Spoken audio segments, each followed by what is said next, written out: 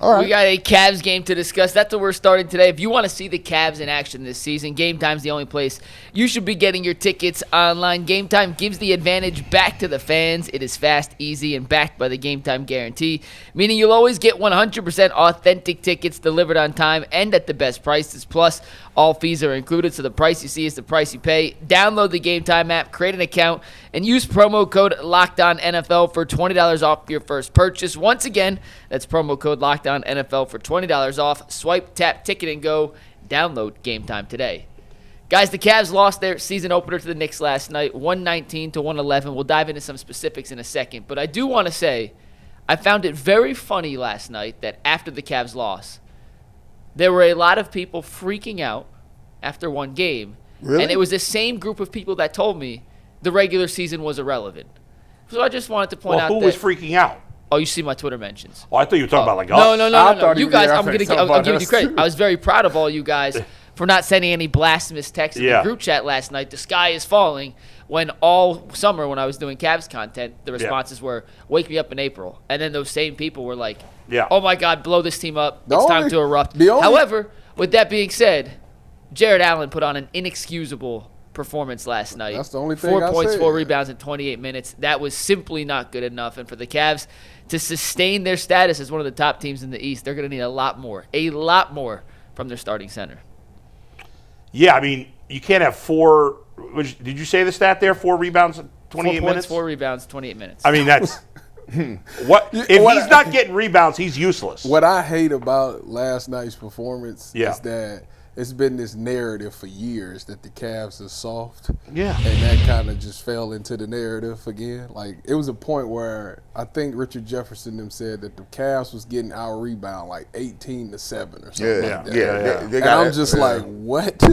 And then you watch it, and it's like don't get me wrong, it was some positives in the game. Like Lonzo off the bench, I was let's start with this. We'll get to the positives in a minute. Yeah, Jarrett Allen just because that's the thing. Like, you are there to protect the paint, get rebounds, and hit your little jump hook. That's it. Like, if you don't do that, you don't even need to be on the floor. And like, for them to have, there wasn't no Mitchell Robinson. It was just Cat and shoot, OG Anunoby had 14 rebounds in the game yesterday. Yeah. Like, how is that possible? Anunoby and Cat, I think, combined for 4 less rebounds than the entire Cavs roster, I believe it was. So, the rebounding, again, it's one game. You don't certainly want to overreact, but the rebounding, terrible last night, G. Yeah, so the game, first of all, the Duke and knee-jerk, we didn't even say nothing. I wasn't even on the internet. I watched the entire game, and I was like, the Knicks got all the loose balls.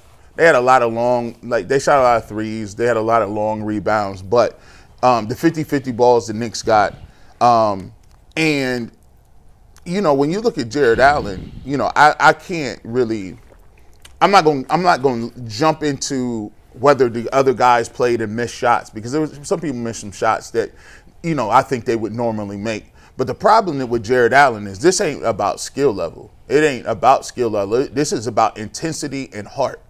And starting and getting your mind right early. I think sometimes they need to sit him aside and say, "Hey, listen, let me talk to you something real quick. I know you want to be the most interesting guy in the world. Don't nobody care about that. I don't care nothing about your love of cartoons and your high school musical and musicals Cats. And all that good. You better leave that stuff at the door, bro. Yeah. This is the time where Michael Jordan and Kobe used to put hands on people. Like, they would come down and in practice and just be like, "Hey, what's up?"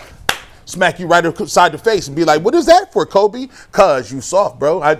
You should have already punched me back, but you didn't do nothing." Yeah. Like, this is. So for me, it is who he is too. I mean, it's not going to change. I mean, but it has to be. It's one of these things. Yeah. Look, Jared. If you want to play like that, we slicing these minutes. Did you guys hear what he said before the game, though? No. What did he say? This is kind of what irked me the most, Steve. It's 9 seconds. You got to listen closely. But he was mic'd up for the game. The national anthem. No, Steve, play it. Is it just me, or the lights in here brighter than expected? Like, I watched this Billy Joel movie with Jimmy. Incredible. Remember he said the lights were brighter than we expected after they lost to the Knicks? So listen, to make a callback joke to that before the game and then to go out and have the joking about him being soft. It just doesn't help his public perception. No, so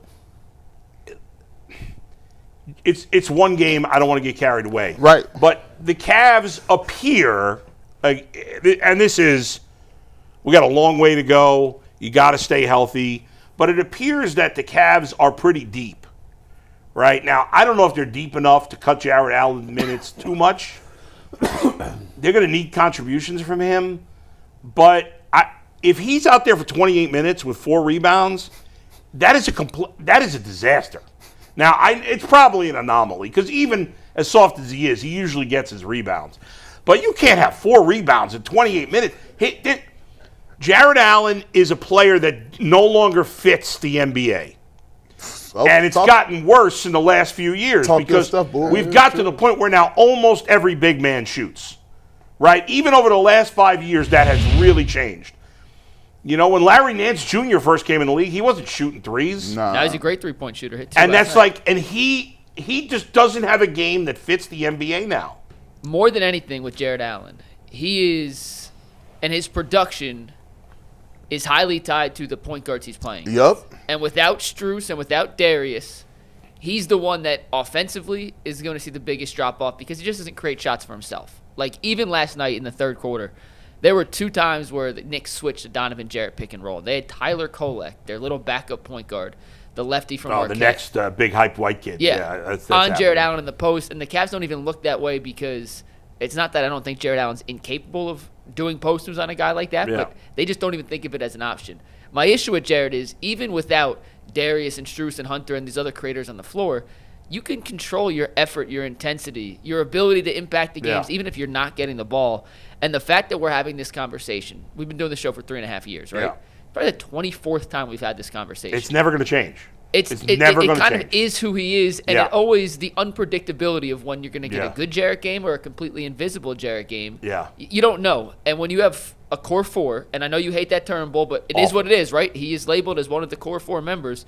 You can't have a member of your core 4 in that status who you don't know on a night-to-night basis if he's really going to show up. And it's a shame because Jarrett's the nicest dude in the world. Super friendly to us, but I agree with you. I don't care that he's the nicest guy. You can't go out and have a 4-4 game. That's a tour date. When I see 4-4, I'm thinking when's that concert coming to Cleveland? Yeah. Like it's not a starting stat line from a starting center who's made an all-star team before. It's disappointing. That make it even worse. It's hard to believe he made all-star. I mean, look, Bull, for the basketball mind that you are, that was a great. He's totally right. He is 100%. He's 100. Right. That game that he plays. That's the 90s. Those guys are getting jettisoned out of the league. That's it. Now, give me this. Think about this. Now, because I'm going to mention one guy who is a prolific rebounder, and when he came into this game, he was on some other type stuff. Andre Drummond. Andre Drummond would get you blocks. But he got an attitude. He's a walking double-double. Yeah. Andre Drummond can't play no more. Like those guys, even, that archetype is done. Yeah. Like that when you go DeAndre Jordan. No, we're not. You're not going to run and catch lobs and block. No, you're not getting that off. There's a few of them, but they're few and far between. And they're just going away. They're like dinosaurs. Richard Jefferson.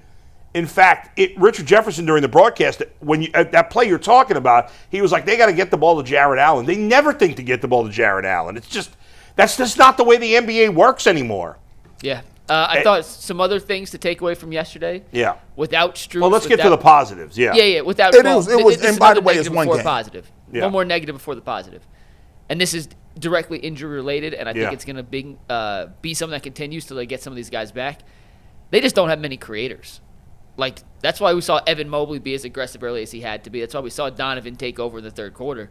How many guys outside of those two do you really trust to create a shot? Like, last year the Cavs had this historic offense because they were able to put teams in mismatches, force switches, attack closeouts, kick it out, and then find the advantaged attack.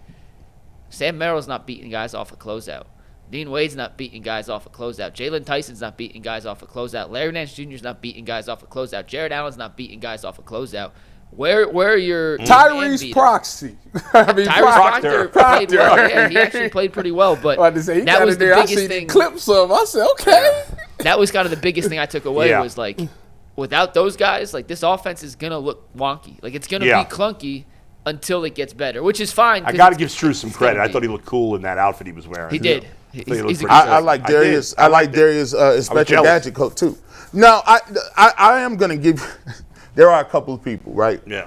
So the two people we always complain about the most, the Dean Wades of the world. He came out there. He played solid game, but he always does that when he's healthy in the regular season. Yeah, so it's the playoffs Sam that Merrill he disappears. shot well too. Sam Merrill couldn't miss. There was one moment where Sam Merrill went and talked to what's the white kid's name? Tyler Kolek. Yeah, they were having like a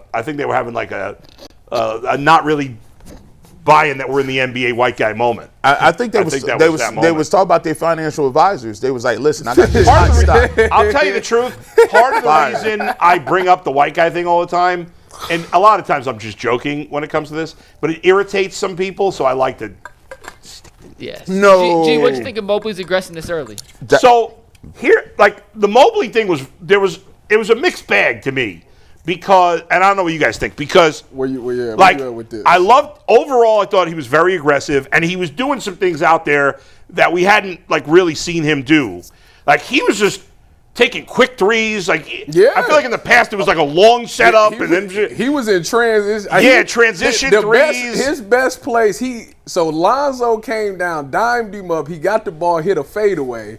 Came back, got the rebound, brought it coast to coast, came straight up the court, didn't look for nobody, just pulled it and cashed it. What's funny is I had just texted Mike and Jason, and I said, here we go, Mobley disappearing in the second half again. Because in the first half, he was aggressive, and it seems like in the past, in the second half, he just disappears. Mm-hmm. And he mostly did outside of those back-to-back plays. It's just like they go away from him in the second half. I don't know. I know Donovan got so hot. Part of that was Donovan. Donovan was heat-checking shots at the end of the third quarter. Yeah. And I get it, but I want to see, like, clearly he looked like more improvement in that one game. Like, he didn't even shoot that well, and he had 22 points. But the consistency of aggression. I thought he was more vocal out there, guys.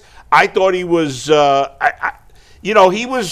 he was like kind of pissed when they pulled him out of the game. I like that. I like that. The first play of the game, that's all you need to know. Yeah. They give him, Evan Mobley, I liked you to have 3 or 4, before he was getting 2 dribbles, getting turned and have to make a play. Yeah. Right here, go ahead, boom, boom, I got 2 dribbles. Fade, look at that. Fade. That was nice. All right there. Put that leg that's right there. Good touch. And by the way, you can tell he's working on his shot because he has more touch. Now, he used to shoot more of a line drive, but I thought his definitely got a long drive. I love the aggressive nature of it. And like I said, when Darius Garland comes back, like Shaq said in halftime, I need to see that again. Yeah. I need to continue to see that because that is the energy level that you need. He shot 18 times.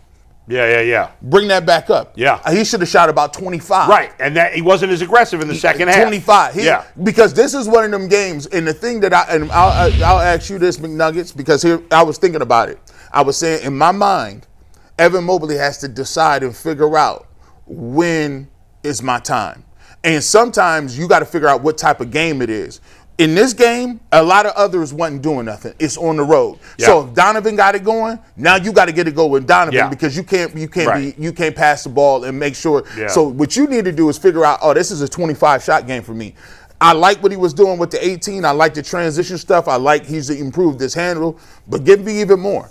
Next game, I want to see. Now here's the thing. I do think the team will look different when my man Hunter is in the game. I didn't think Hunter was going to be out. I didn't know he was going to be magically out. But I think he provides a little something because Richard Jefferson said about wings. And Donovan got hurt last night on that play in the corner. He's fine. He's okay? Fine. Yeah. Lonzo Ball, Tyvis. I mean, you look at the box score, it's not that great. Richard Jefferson said he was the best player on the floor at a point in time. I mean, Cavs haven't had a guy that passes like him in a long time. And McNuggets. He be putting people on. If they one of them hoopers that if I hoop with, I would 1,000% drop the dime. They're going to eventually I'd fumble it because they're going to eventually have Ball to Mobley alley-oops, like when they get their chemistry together, is going to be a pretty sweet thing. He ran an alley-oop with Larry Nance Jr. yesterday, which was nice. Their highlight. He tried one with Mobley, He tried one, it got tipped.